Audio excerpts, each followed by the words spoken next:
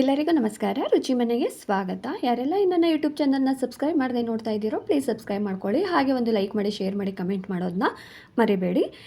ಇದು Sunday night, ಅಂದರೆ ನಾನು ಬಾಗಿಲಿಗೆ ನೀರು ಹಾಕ್ತಾ ಇದ್ದಿದ್ದು. ಬೆಳಿಗ್ಗೆ ಒಂದು 4 ಗಂಟೆ 5 ಗಂಟೆಗೆಲ್ಲ ನಾವು ಮನೆ ಬಿಡಬೇಕಾಗಿತ್ತು. ಅದು ಪ್ರೀತುಗೆ ಒಂದು ಎಕ್ಸಾಮ್ ಇತ್ತು. ಹಾಗಾಗಿ ಇನ್ನು ಬೆಳಗ್ಗೆನೇ ಹೋಗೋದಕ್ಕಾಗಲ್ಲ. ಇನ್ನು ಸೋಮವಾರ ಬೇರೆ, ಸೋಮವಾರ ಪೂಜೆ ಮಾಡ್ದಿರೋ ಹೋಗೋದಕ್ಕೂ ಮನಸ್ಸಿರಲ್ವಲ್ಲ. ಆದರೆ ನಮ್ಮ ಮನೆ ಹತ್ರ ನಾವು ನೈಟ್ ಅಂದರೆ ಬೆಳಗಿನ ಜಾವ ಬಂದು ಬಾಗಿಲಿಗೆ ನೀರು ಹಾಕ್ತೀವಿ ಅಂದರೆ ಸ್ವಲ್ಪ ಕಷ್ಟ ಆಗುತ್ತೆ. ಹಾಗಾಗಿ ನೈಟಲ್ಲೇ ನಾವು ಬಾಗಿಲಿಗೆಲ್ಲ ನೀರು ಹಾಕ್ಬಿಟ್ವಿ. ಅಂದರೆ ಯಾವಾಗೂ ಬೆಳಗಿನ ಜಾವನೇ ನೀರು ಹಾಕ್ತಾ ಇದ್ದಿದ್ದು. ಆದರೆ ಫಸ್ಟು ಅಂದರೆ ಏನಾದ್ರು ಹಬ್ಬ ಇತ್ತು ಅಂತಂದರೆ, ಇಲ್ಲ ನಾನು ದೇವಸ್ಥಾನಗಳಿಗೆ ಹೋಗಬೇಕು ಬೇಗನೆ ಅಂತಂದಾಗ ಮಾತ್ರ ಈ ಥರ ಮಾಡ್ತಾ ಇದ್ದಿದ್ದು. ಹಾಗಾಗಿ ನೈಟೇ ಬಾಗಿಲಿಗೆಲ್ಲ ನೀರು ಹಾಕಿ ಸ್ವಲ್ಪ ಮನೆಯೆಲ್ಲ ಕ್ಲೀನ್ ಮಾಡಿ, ಅಡುಗೆ ಮನೆಯೆಲ್ಲ ಕ್ಲೀನ್ ಮಾಡಿದ್ವಿ. ನಾ ಎದ್ದು ಬಂದಾಗ 4:15 ಆಗಿತ್ತು, ಅಂದರೆ 4:20 ಆಗಿತ್ತು. ಸ್ನಾನ ಮುಗಿಸ್ಕೊಂಡು ನಾನು ಕೆಳಗಡೆ ಬಂದಾಗ ಪೂಜೆ ಮಾಡಿಬಿಟ್ಟು ಹೋದರೆ ಏನೋ ಒಂಥರ ನೆಮ್ಮದಿ. ಪಾಪ ಮಗು ತುಂಬ ಕಷ್ಟಪಟ್ಟು ಓದ್ತಾ ಇತ್ತಲ್ಲ, ಹಾಗಾಗಿ ಎಕ್ಸಾಮ್ ಬೇರೆ ಇತ್ತಲ್ಲ, ಹಾಗಾಗಿ ಮನೇಲಿ ದೀಪ ಹಚ್ಬಿಟ್ಟು ಹೋಗೋಣ ಅಂತ ಹೇಳಿ ಸರಿ ಅಂತ ಫಸ್ಟು ನಾನು ಬಂದೆ. ಆಮೇಲೆ ಪ್ರೀತುನ ಸ್ನಾನಕ್ಕೆ ಕಳಿಸಿ ಅದಕ್ಕೇನು ಅವರು ಸ್ನಾನಕ್ಕೆ ಹೋಗಿದ್ದರು. ನಾನು ಅಷ್ಟರಲ್ಲಿ ಸ್ವಲ್ಪ ಹಾಲು ಕಾಯಿಸ್ಬಿಟ್ಟು ಮತ್ತು ದೇವ್ರ ಮನೇಲಿ ಚಿಕ್ಕದಾಗಿ ಒಂದು ಪೂಜೆ, ಅಂದರೆ ಜಾಸ್ತಿ ಎಲ್ಲ ಹೂವು ಎಲ್ಲ ಹಾಕಿ ಏನು ಪೂಜೆ ಮಾಡ್ತಾಯಿಲ್ಲ, ಸಿಂಪಲ್ಲಾಗಿಯೇ ಒಂದು ಪೂಜೆ ಮಾಡೋಣ ಅಂತ ಹೇಳಿ ಫಸ್ಟು ಹಾಲು ಕಾಯೋದಕ್ಕೆ ಇಟ್ಬಿಟ್ಟೆ.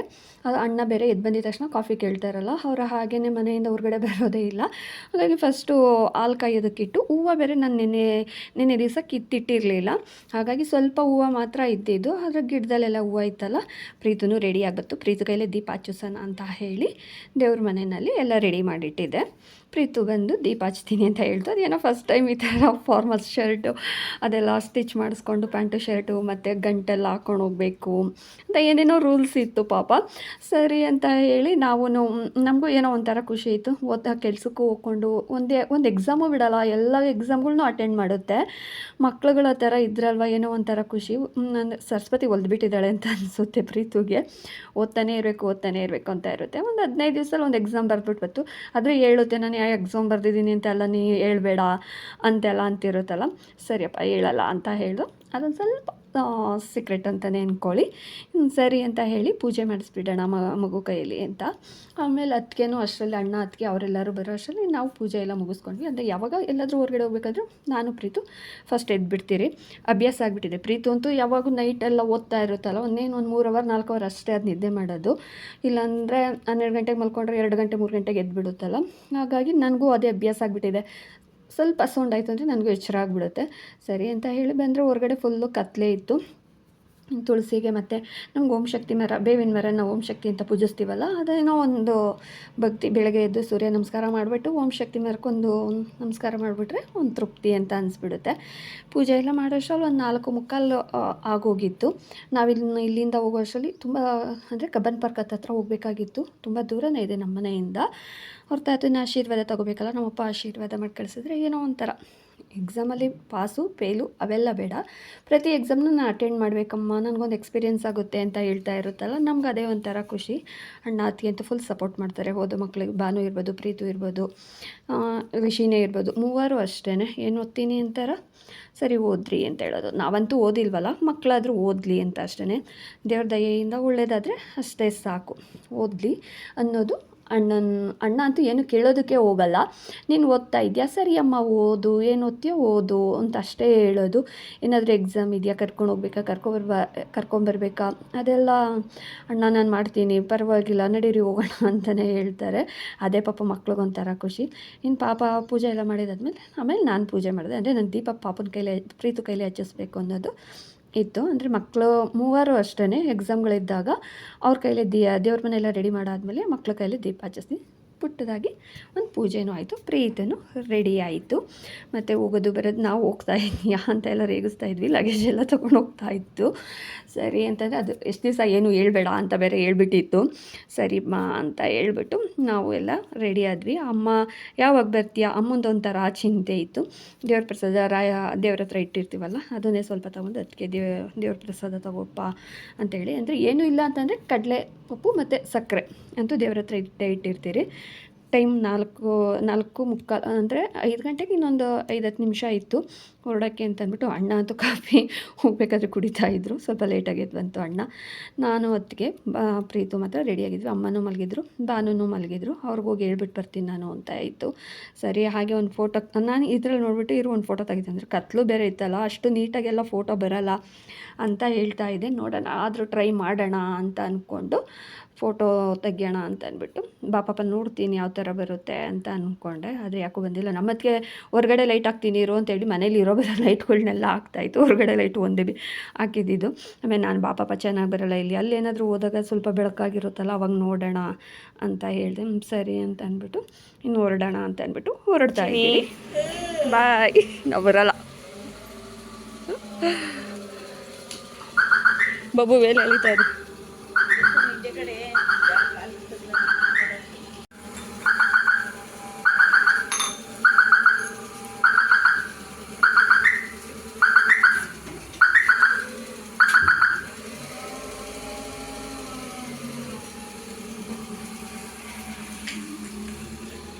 ಬರ್ತೀರಿ ಬಾಗಿಲು ಹಾಕು, ಒಂದು 5 ನಿಮಿಷ ಬಿಟ್ಟು ಹಾಕು. ಎಲ್ಲ ಎತ್ತಿಕೊಂಡಿದ್ಯಾ? ಇನ್ನೊಂದು ಸರ್ತಿ ಹತ್ರನೇ ಎಲ್ಲ ಒಂಚೂರು ಮಾಡ್ಕೊ.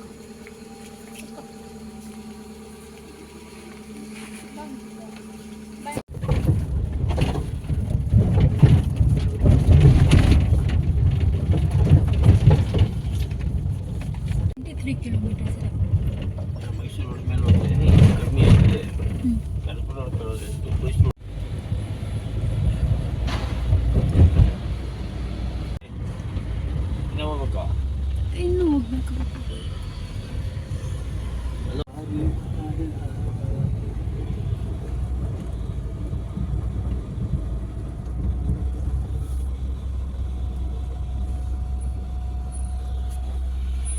ನಾವು ಬರೋ ಅಷ್ಟರಲ್ಲಿ ತುಂಬ ಜನ ಬಂದುಬಿಟ್ಟಿದ್ರು, ತುಂಬ ರಶ್ ಇದ್ದರು. ನಾವು ಆಮೇಲೆ ನಾವು ನೋಡಿದ್ವಿ, ಏನು ಆಗಲೇ ಒಂದು ಲೈನ್ ಫುಲ್ಲಾಗೋಗಿ ಸೆಕೆಂಡ್ ಲೈನ್ ಮಾಡ್ತಾಯಿದ್ರು. ಆಮೇಲೆ ಪ್ರೀತು ಟ್ರೈನಿಂಗ್ ಹೋಗಿತ್ತಲ್ಲ, 12 ದಿವಸ ಫಸ್ಟೇ ಅದು ಟ್ರೈನಿಂಗ್ ಹೋಗಿತ್ತು. ಆ ಟ್ರೈನಿಂಗ್ ಹೋಗಿದ್ದಾಗ ಅಲ್ಲಿ ತುಂಬ ಜನ ಪರಿಚಯ ಆಗಿದ್ರಲ್ಲ, ಅವರು ತುಂಬ ಜನ ಸಿಕ್ಕಿದ್ರು. ಅವಾಗ ನಮಗೂ ಒಂಥರ ಧೈರ್ಯ ಬಂತು. ಆಮೇಲೆ ಒಂದು 5:15ಗೆ ಅಲ್ಲಿ ಬಿಟ್ಟರು ಅವ್ರು. ಅದಂದರೆ ಒಳಗಡೆ ಹೋಗಬೇಕು, ಯಾರು ಅಲ್ಲಿ ಒಳಗಡೆ ಹೋಗೋ ಹಾಗಿರಲಿಲ್ಲ ನಾವು. ಪಾಪ ಇವರು ಕೇರಳ ಕೊಯಂಬತ್ತೂರಿಂದ ಬಂದಿದ್ದರು. ಅವರಿಬ್ಬರು ಹುಡುಗಿದಿರು ಪಾಪ. ನಾವಿದ್ದೀವಿ ಹೋಗಿ, ನಮ್ದು ಇದು ಸೆಕೆಂಡು, ನಾವು 2ನೇ ಸಾರಿ ಬಂದಿರೋದು ಅಂತೆಲ್ಲ ಹೇಳ್ತಾಯಿದ್ರು. ಸರಿಯಪ್ಪ ಅಂತ ಹೇಳ್ಬಿಟ್ಟು ಕಳಿಸಿದ್ವಿ. ನಮಗಂತ ಅವಾಗ ಅಳುನೇ ಬರ್ತಾ ಇತ್ತು ಹೋಗ್ತಾ ಇದ್ದಾಗ. ಆದರೂ ಏನೋ ಒಂಥರ ಖುಷಿ. ಅವ್ರು ಓದ್ತೀನಿ, ನಾನು ಎಕ್ಸಾಮ್ ಬರೀತೀನಿ ಅಂತ ಹೇಳ್ತಿದ್ರಲ್ಲ, ಆದ್ರೂ ಸರಿ ಅಂತ ಅಂದ್ಬಿಟ್ಟು ಅಣ್ಣ ಅಂತೂ ಅಲ್ಲೇ ಹೋಗ್ಬಿಟ್ಟು ನಿಂತಿದ್ರು.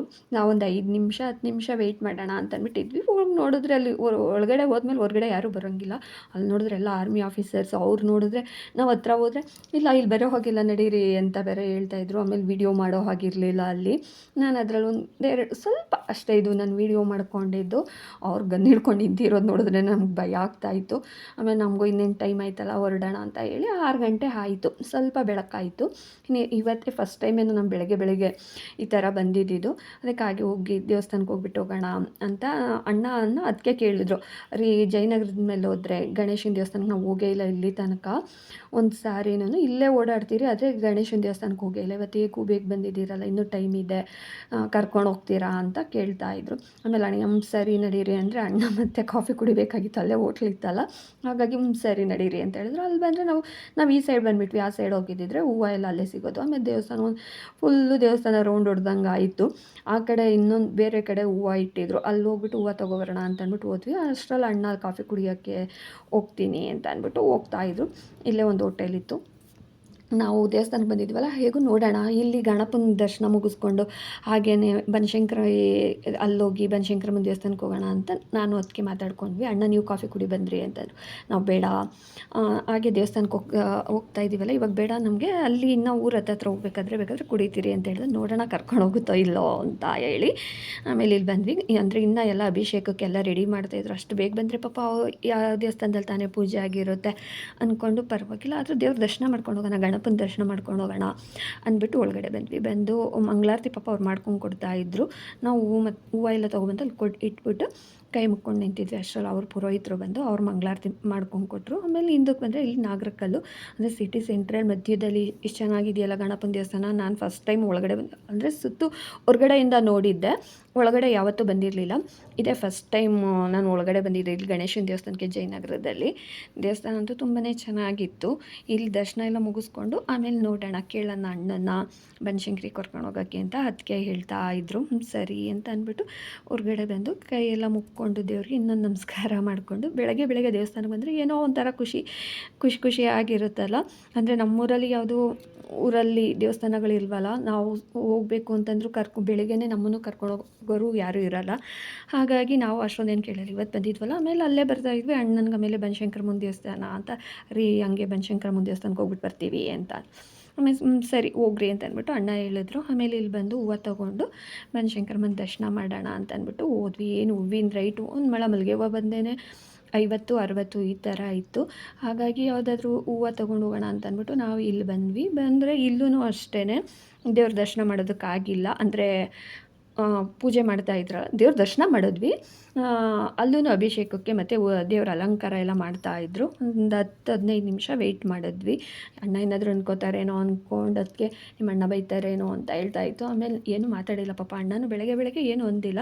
ಸರಿ ಅಂತ ಅಂದ್ಬಿಟ್ಟು ಇಲ್ಲಿ ಬನಶಂಕರಮ್ಮನ ದೇವಸ್ಥಾನದೊಳಗಡೆ ಬಂದ್ವಿ. ಇಲ್ಲೂ ಜನ ಎಲ್ಲ ಇದ್ದರು, ಆದರೆ ದೇವ್ರಿಗೆ ಅಲಂಕಾರ ಮಾಡ್ತಾಯಿದ್ರು. ಆಮೇಲೆ ಸ್ವಲ್ಪ ಒಂದು 10-15 ನಿಮಿಷ ಆದಮೇಲೆ ಮಹಾಮಂಗಳಾರತಿ ತೊಗೊಂಡು ಅಲ್ಲಿಂದ ಆಮೇಲೆ ಹಾಗೆ ಶಾಕಂಬರಿ ದೇವ್ರಿಗೆ ಹೋಗೋಣ ಅಂತ ಅಂದ್ಬಿಟ್ಟು ಶಾಕಂಬರಿ ಅಮ್ಮನ ಹತ್ರ ಅಲ್ಲಿ ಬಂದ್ವಿ. ಅಲ್ಲಂತೂ ತುಂಬ ಚೆನ್ನಾಗಿ ದರ್ಶನ ಆಯಿತು. ಬೆಳಗ್ಗೆ ನಾವು ಅಂದ್ಕೊಂಡೇ ಇರಲಿಲ್ಲ ಈ ಥರ ನಾವು ಇಷ್ಟು ಬೇಗ ಎಲ್ಲ ಬಂದು ದೇವಸ್ಥಾನಕ್ಕೆ ಹೋಗ್ತೀವಿ ಅಂತ. ಮನೆಗೆ ಹತ್ರನೇ ಇದ್ರೂ ಆದರೆ ಬರೋದಕ್ಕಾಗ್ತಾ ಇರಲಿಲ್ಲ. ಇವತ್ತೇನೋ ಒಂಥರ ಅಂದರೆ ಪೌರ್ಣಮಿ ಬೇರೆ ಇತ್ತು ಆ ದಿನ, ಸೋಮವಾರ ದಿವಸ. ನಾನು ವಿಡಿಯೋ ಲೇಟಾಗಿ ಅಪ್ಲೋಡ್ ಮಾಡ್ತಾ ಇರೋದು. ಪೌರ್ಣಮಿ ಬೇರೆ ಇರೋದ್ರಿಂದ ಆವತ್ತಿನ ದಿವಸನೇ ವಟ ಸಾವಿತ್ರಿ ವ್ರತ ಬೇರೆ ಇರೋದ್ರಿಂದ ನಾವು ದೇವಸ್ಥಾನಕ್ಕೆ ಬಂದು ಏನೋ ಒಂಥರ ಅಂದರೆ ದೇವರು ದಾರಿ ತೋರಿಸ್ಬೇಕಲ್ಲ. ನಾವು ಏನೇನೋ ಅಂದ್ಕೊಳ್ತಾ ಇರ್ತೀವಿ ಹೋಗಬೇಕು ಅಂತ, ಆದರೆ ಆಗಿರಲ್ಲ. ಆದರೆ ಆಕಸ್ಮಿಕವಾಗಿ ಬಂದಿರ್ತೀವಲ್ಲ, ದೇವ್ರ ದಯೆ ಇದ್ದೇ ಇರುತ್ತೆ ಅಂತ ಅಂದ್ಕೊಂಡು ನಾವಿಲ್ಲಿ ಬಂದ್ವಿ.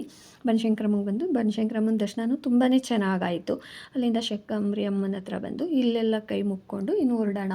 ಹಾಗೆ ನೋಡೋಣ ಮನೆ ಹತ್ರ ಹೋಗ್ತಾ ಮಾದೇಶ್ವರನ ದೇವಸ್ಥಾನ ಇದೆ. ನಮ್ಮ ಮನೆಯಿಂದ ಒಂದು 3 ಕಿಲೋಮೀಟ್ರ್ ಅಷ್ಟೇ ಮಾದೇಶ್ವರನ ದೇವಸ್ಥಾನ. ಅಲ್ಲಿ ಹೋಗೋಣ, ಅಲ್ಲೂ ಕೇಳಿಬಿಡೋಣ ಲಾಸ್ಟು ಅಂತ ಹೇಳ್ಬಿಟ್ಟು ಅಲ್ಲಿ ಫಸ್ಟು ಇಲ್ಲಿ ಮುಗಿಸ್ಕೊಂಡು ಹೋಗ್ಬೇಕಾದ್ರೆ ಸ್ವಲ್ಪ ತರಕಾರಿ ಎಲ್ಲ ತೊಗೊಂಡು ಹೋಗೋಣ. ಹಾಗೆ ಸಾರಕ್ಕಿ ಹತ್ರ ತರಕಾರಿ ಎಲ್ಲ ಇರುತ್ತಲ್ಲ, ಬೆಳಗ್ಗೆ ಬೇರೆ ತರಕಾರಿ ಚೆನ್ನಾಗಿರುತ್ತೆ ಫ್ರೆಶ್ ಆಗಿ ಅಂತ ಹೇಳಿ ಅಲ್ಲಿ ತೊಗೊಂಡು ಹಂಗೆ ಹೋಗೋಣ ಅಂತ ಮಾತಾಡ್ಕೊಂಡ್ವಿ. ಸರಿ ನೋಡೋಣ ನಿಮ್ಮ ಅಣ್ಣ ಏನು ಮಾಡ್ತಾರೋ ಅಂತ ಇದ್ರೆ, ಆದರೆ ನಾವು ಕೇಳಿದ್ದಕ್ಕೆಲ್ಲ ಅಣ್ಣ ಅಂತಂದ್ರು. ನಮ್ಗೆ ಅದೇ ಒಂದು ಖುಷಿಯಾಗೋಯ್ತು. ಇವತ್ತು ಯಾವ ಕಡೆ ಎದ್ದು ಬಂದ್ವು, ಯಾವ ದೇವ್ರ ಮಕ್ಕ ನೋಡ್ಕೊಬಂದ್ವು ಅನ್ನೋಷ್ಟು ಖುಷಿಯಾಗೋಯ್ತು. ಅಂದರೆ ದೇವಸ್ಥಾನಗಳು ಕರ್ಕೊಬಂದಿದ್ದು. ನಮ್ಮೂರಿಂದ ಬೇರೆ ಬಸ್ಸು ಇರೋದೊಂದೇ ಬಸ್ಸಲ್ಲ, ಬರೋದಕ್ಕಾಗಲ್ಲ. ನಾವು ಬಂದರೆ ಆಟೋ ಮಾಡ್ಕೊಂಡೇ ಬರಬೇಕು. ಅಲ್ಲಿಂದ ಆಟೋ ಮಾಡ್ತೀವಿ ಅಂದರೆ 300-400 ರೂಪಾಯಿ ಬೇಕೇ ಬೇಕು. ಹಾಗಾಗಿ ಕರ್ಕೊಂಬರ್ತಾರಲ್ಲ, ಅದೇ ಒಂಥರ ಖುಷಿ ಆಯಿತು. ಇಲ್ಲೂ ದೇವ್ರ ದರ್ಶನ ಅಂತೂ ತುಂಬಾ ಚೆನ್ನಾಗಾಯಿತು. ದಾರ ಕೊಟ್ಟರು ದೇವಸ್ಥಾನದ ಹತ್ರನೇ. ಬೆಳಗ್ಗೆನೇ ಬಂದರೆ ನಿಂಬೆಹಣ್ಣಿನ ಹಾರ ಹಾಕಿರ್ತಾರಲ್ಲ, ಆ ದಾರ ಎಲ್ಲ ಕೊಡ್ತಾರೆ. ದಾರ ಎಲ್ಲ ಕೊಟ್ಟರು. ಆಮೇಲೆ ಅದನ್ನು ಈಸ್ಕೊಂಡು ಹಾಗೆ ತರಕಾರಿ ತೊಗೊಳ್ಳೋಣ ಅಂತ ಕೇಳೋಣ ಅಂತ ಅತ್ತಿಗೆ ಅಂತ ಅಂದರು. ಸರಿ ಅಂತ ಅಂದ್ಬಿಟ್ಟು ಹಿಂಗೂ ಬನಶಂಕರಮ್ಮನ ದರ್ಶನ ಮಾಡ್ದಂಗೂ ಆಯಿತು. ಗಣಪನ ದೇವಸ್ಥಾನಕ್ಕೂ ಹೋಗಿ ಬಂದಿದ್ದಾಯಿತು. ಇನ್ನು ಮಾದೇಶ್ವರ ಹೊಂದಿದ್ದಾರೆ, ಅಲ್ಲಿ ಹೋಗೋಣ ಅಂದ್ಕೊಂಡು ಇಲ್ಲಿ ಬಂದು ಸ್ವಲ್ಪ ಸೊಪ್ಪು ಮತ್ತು ತರಕಾರಿ, ಅಂದರೆ ಫಸ್ಟೇ ನಾನು ತರಕಾರಿ ತರಿಸಿದ್ದೆ, ಅದೇ ಸೊಪ್ಪೆಲ್ಲ ಚೆನ್ನಾಗಿತ್ತಲ್ಲ ಅಂತ ಹೇಳಿ ಸ್ವಲ್ಪ ತರಕಾರಿ ಸ್ವಲ್ಪ ಸೊಪ್ಪು ಎಲ್ಲ ತೊಗೊಂಡು ಹೊರಟ್ವಿ. ಅಲ್ಲಿಂದ ಬಂದು ಮಾದೇಶ್ವರನ ದೇವಸ್ಥಾನದ ಹತ್ರ ಅದಕ್ಕೆ ಮಾದೇಶ್ವರನ ದೇವಸ್ಥಾನಕ್ಕೆ ಹೋಗ್ತೀನಿ ಅಂತ ಸರಿ ಅಂತ ಹೇಳಿದ್ರು. ಇಲ್ಲೂ ಸೇಮ್, ಇಲ್ಲೂ ದೇವ್ರ ಅಲಂಕಾರ ಮಾಡ್ತಾಯಿದ್ರು ಶಿವಪ್ಪನಿಗೆ. ಇಲ್ಲೂ ಕ್ಲೋಸ್ ಆಗಿತ್ತು. ಆಮೇಲೆ ನಾವು ಬಂದು ಒಂದು 2 ನಿಮಿಷಕ್ಕೇ ಇಲ್ಲೂ ಪೂಜೆ ಎಲ್ಲ ಸ್ಟಾರ್ಟ್ ಆಯಿತು. ನಾವು ಮಂಗಳಾರತಿ ಎಲ್ಲ ತೊಗೊಂಡು ನೋಡೋಣ ಅಂತ ಹೇಳಿ ಇವತ್ತಿನ ದಿವಸ ಅಂತೂ ತುಂಬಾ ಖುಷಿ ಆಗೋಯಿತು ನಮಗಂತೂ. ನಮ್ಮ ಪಾಪನಿಗಂತೂ ಒಳ್ಳೇದಾಗಲಿ ನಮ್ಮ ಪ್ರೀತಿಗೆ ಅಂತ ಕೇಳ್ಕೊಂಡೆ ನಾವು ಬಂದ್ವಿ. ಇಲ್ಲಿ ಶಿವನ ದರ್ಶನವೂ ಚೆನ್ನಾಗಾಯಿತು, ಬನಶಂಕರಮ್ಮನ ದರ್ಶನವೂ ಚೆನ್ನಾಗಾಯಿತು, ಗಣಪನ ದರ್ಶನವೂ ಚೆನ್ನಾಗಾಯಿತು. ಏನೋ ಒಂಥರ ಖುಷಿ ನೆಮ್ಮದಿ ಅಂತೂ ಆಯಿತು. ಈ ದಿನ ಅಂತೂ ತುಂಬಾ ಚೆನ್ನಾಗಿತ್ತು. ದೇವ್ರ ದರ್ಶನ ಮಾಡಿದ್ಕೂ ಏನೋ ತುಂಬಾ ಖುಷಿ ಆಯಿತು. ಅಲ್ಲಿಂದ ಬರೋಷ್ಟರಲ್ಲಿ ಪಾಪ ಜೋಗಯ್ಯ ಬಂದಿದ್ದರು. ಅವ್ರಿಗೆ ಸ್ವಲ್ಪ ಅಕ್ಕಿ ಎಲ್ಲ ಕೊಟ್ಟು ಪುಳಿಯೋಗರೆ ಮಾಡಿದ್ದೆ ಟಿಫನ್ಗೆ ಅಂತೇಳಿ ಕೊಡೋಕೆ ಹೋದೋದಕ್ಕೆ ನಾನು ಹುಣಸೆ ಹಣ್ಣು ತಿನ್ನಲ್ಲಮ್ಮ ಬೇಡ ಅಂತಂದರು. ಅವ್ರು ಹೋಗಿದ್ದು ಸ್ವಲ್ಪ ಹೊತ್ತಿಗೆ ಬಸವಣ್ಣ ಬಂದರು. ಇವತ್ತಿನ ದಿನ ಅಂತೂ ತುಂಬಾ ಚೆನ್ನಾಗಿತ್ತು. ಏನೋ ಒಂಥರ ನೆಮ್ಮದಿ ಖುಷಿ ಸಂತೋಷ ಆಯಿತು. ಇಲ್ಲಿಗೆ ವ್ಲಾಗ್ ಎಂಡ್ ಆಗ್ತಿದೆ. Thank you.